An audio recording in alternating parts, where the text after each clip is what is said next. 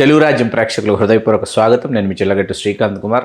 సుదీర్ఘ విరామానంతరం తిరిగి మన స్టూడియోకి గౌరవనీయులు, మాన్య మహోదయులు, జర్నలిజంలో శిఖర సమానులైనటువంటి నడింపల్లి సీతారామరాజు గారు ఇచ్చేశారు. నమస్కారం నడింపల్లి సీతారామరాజు గారు. చాలా కాలం అయింది కలిసి. 2024 ఎన్నికల అనంతరం మళ్ళీ మనం తిరిగి కలవటం ఇదే సంతోషంగా ఉంది. ఎప్పుడొచ్చినా ఒకసారి మా స్టూడియోకి మిమ్మల్ని ఆహ్వానించాలని అనుకున్నాను. ఆహ్వానించిన వెంటనే హైదరాబాద్లో అందుబాటులో ఉంటే తప్పకుండా వస్తానన్నారు. అన్నమాట ప్రకారం సమయం అంటే సమయానికి వచ్చారు. అది చాలా చాలా రేపటి తరాల వాళ్ళు తెలుసుకోవాల్సినటువంటి విషయం సమయపాలన. ఆ విషయంలో మీకు హృదయపూర్వక పాదాభివందనాలు సార్.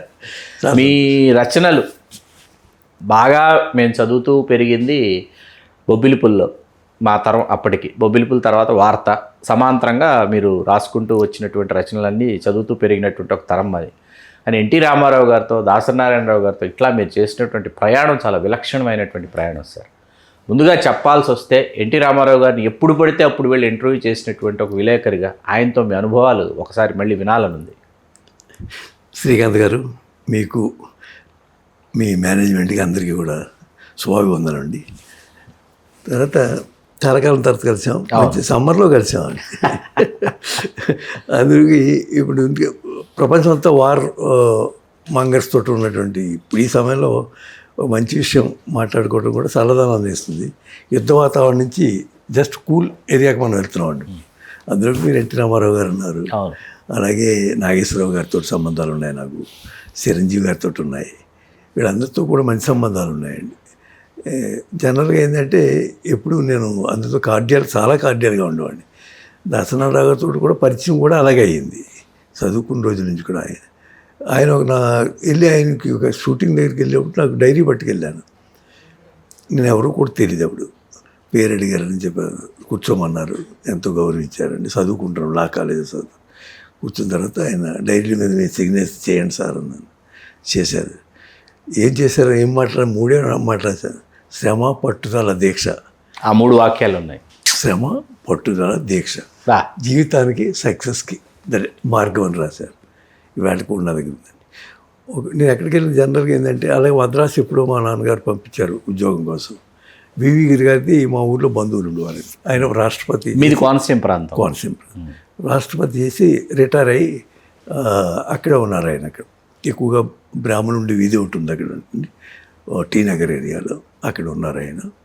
ఒక పెద్ద పాతకాలం నాటి కుర్చీ, ఇలా పడుకుని కుర్చీ వేసుకుని, మన సరాయిలు బొందులాగులు ఉంటాయి కదా, ఈ కొట్టుకుని కూర్చుని బనీలు వేసుకుని కూర్చున్నారు. మన పూర్వం బనీలు ఉంటాయి.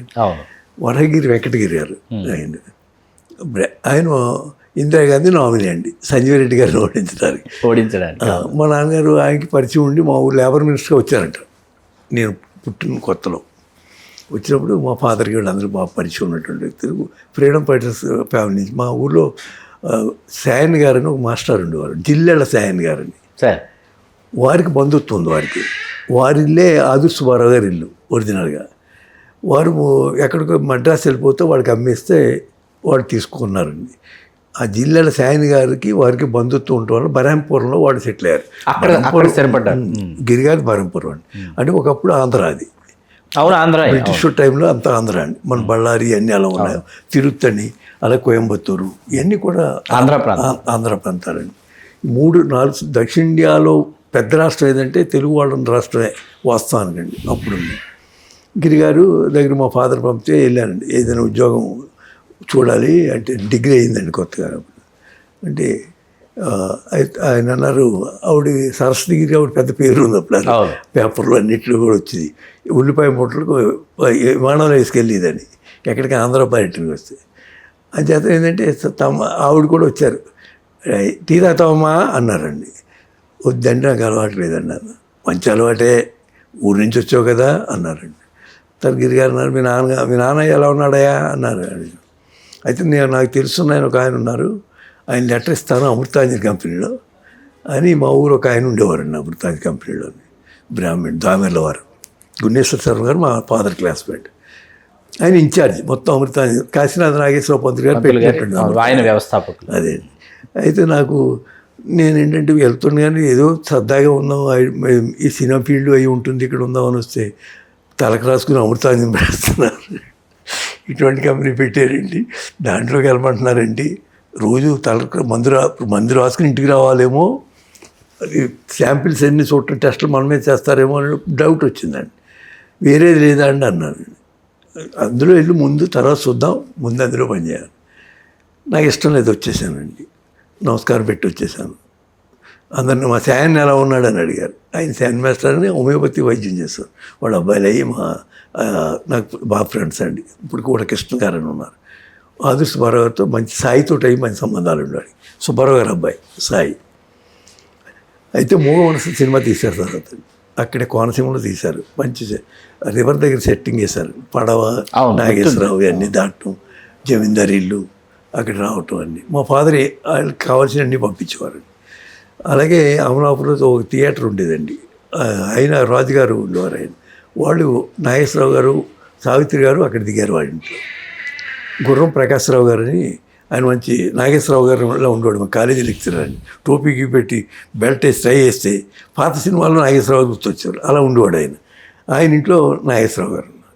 ఇలాగ అందరూ తలకో చోట ఉన్నారండి. నాకు చాలా చిన్నతనం అప్పుడు మూగ మనసు తీస్తున్నప్పుడు అద్భుతమైనటువంటి సినిమా. అది నాకు శాశ్వతంగా నా మైండ్లో పడిపోయిందండి. అదే నన్ను మీరు అడిగినటువంటి దాసనారాయణరావు గారు, వీళ్ళందరూ రామారావు గారు, వీళ్ళందరితోటి సాన్నిధ్యానికి పునాది అక్కడ root cause, that is the root cause. పునాది అక్కడ పడి. అవునండి. అలాగా నా లైఫ్ జర్నీ స్టార్ట్ అయిందండి. అయిన తర్వాత వాళ్ళందరితోటి అలా నేను కంటిన్యూ చేయాలని అనుకున్నాను. అలాగే కంటిన్యూ అయింది. ఒక విధంగా ఏంటంటే మీరు అన్న ఇందాకే చెప్పారు, నల్లారెడ్డి నాయుడు గారు కలవటం, వాళ్ళతోటి మా ఫ్రీడమ్ ఫైటర్స్ ఫ్యామిలీ నుంచి రావటం వల్ల నాకు ఆ టేస్ట్ కూడా కొంత ఉండిపోయిందండి. గొప్ప గొప్ప వాళ్ళు సాక్రిఫైస్ చేశారు దేశం కోసం అండి. నా ఆఫ్టర్ ఇండిపెండెన్స్ నేను పుట్టానండి. దాంతో అందరికీ నేను అంటే ఇష్టం అండి. తర్వాత ఏంటంటే మా తాతగారి పేరే పెట్టారు సీతారామరాజు గారు అండి. ఆయన తాతగారు ఆయన గ్రేట్ పర్సనాలిటీ.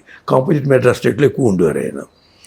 పెద్ద పెద్ద వాళ్ళందరితో పరిచయం ఉండి బకింగ్హామ్ కెనాల్లో వెళ్ళేవారటండి. 3 రోజులు పట్టిదట మెడ్రాస్ వెళ్ళటానికి అండి. రాజమండ్రిలో కాలంలో పడవెక్కితే లాంచీ ఎక్కితే 3 రోజులు పట్టి. 3 రోజులు అంటే ఆ జర్నీ చూడండి సార్, ఎక్కడి నుంచి స్టార్ట్ అయింది. Before independence, after independence. ఈవేళ మనం ఇంత సౌఖ్యంగా ఉన్నామంటే చాలా ఎంతో సాక్రిఫైస్ చేస్తేనే ఈ స్టేజ్కి వచ్చేవాడు. అసలు బకింగ్హామ్ కెనాల్ అంటే చాలామంది తెలియదు. అంటే అతను ఆ విధంగా కంటిన్యూ అయింది సార్. దాసనారాయణరావు గారు ఇక్కడికి వచ్చి నేను ఇక్కడ చదువుకు అక్కడ అమలాపురం చదివి కాలేజీలో లీడర్గా ఉంటాం. మాకు గోకరకొండ ఎవరు చాలామంది స్నేహితులు ఉండేవారు. ఈ మధ్యనే నాకు అత్యంత ఆత్మీయుడైనటువంటి శరం కుట్టేశ్వరరావు గారని జమీందారు ఫ్యామిలీ తెలుసండి. వాళ్ళ అబ్బాయి కొమరగిరి అది ఈ ఊరు సుధాపాలెం భీమనపల్లి దగ్గర బాబుని సత్యరాజు అని వాళ్ళని శరం కుట్టేశ్వరరావు గారు అబ్బాయి. అతను చనిపోయాడు సడన్ కానీ. అతను మేము గోకరెడ్డి విజయరామారావు గారు, కుడిపూడి సురేంద్రరావు అని ఎమ్మెల్సీ చేశారు.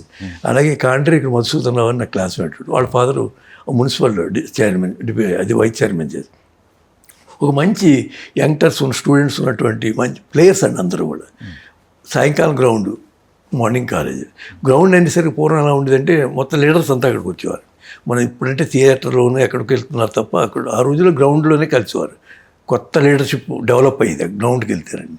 ఆ విధంగా అక్కడ హై స్కూల్ గ్రౌండ్స్లో వెళ్ళటం, ఆ బాస్కెట్బాల్ అంతా దాంతో అతను కెప్టెన్ కూడా చేశాడు 3 సార్లు అండి ఆంధ్ర యూనివర్సిటీలో. మంచి టవరింగ్ పర్సనాలిటీ. ఎమ్మెల్సీ ఇచ్చాడు ఆయన, జగన్ గారు మనం పిలిచి. మీరు ఇంతగా మా ఊర్లో ఇంకొక అతను ఇజ్రాయల్ అని అతను ఇచ్చారండి, మాదిగ కమ్యూనిటీ. వీళ్ళిద్దరు పెద్ద మీటింగ్ పెట్టారు అమలాపురంలో. నాకు చాలా క్లోజ్ ఫ్రెండ్స్ అండి అతను, సున్నారావు అన్నతను. వాళ్ళ ఫాదర్ కూడా గోఖలే గారు. చిన్నానేమో ఫ్లోర్ లీడర్ చేశాడు, మినిస్టర్ చేశారు కుడిపూడి ప్రభాకర్ రావు గారు అన్నగారు అబ్బాయి అండి. వాళ్ళ ఫాదర్ ఐజీ చేశారండి గోఖలే గారు. వీళ్ళు కూడా మంచి ఫ్యామిలీ అండి. కట్టా సుబ్బారావు అని సినిమాలు తీశారు. కట్టా సుబ్బారావు గారు మేనల్డ్. కట్టా సుబ్బారావు గారు మునుపిల్లి అండి. ఆ పక్కిల్లే మా పెద్దమ్మ గారిది.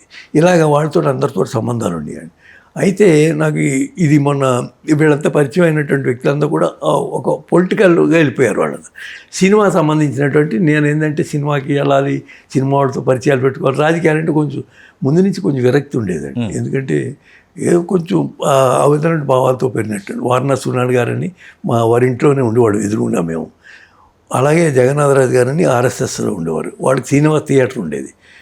ఆ విధంగా వాళ్ళతో అందరితోటి ఒక పెద్ద పరిచయాలు ఏర్పడటం. వారణాసి సూర్యనారాయణ గారు అంటే చాలా పెద్ద వ్యక్తి అండి.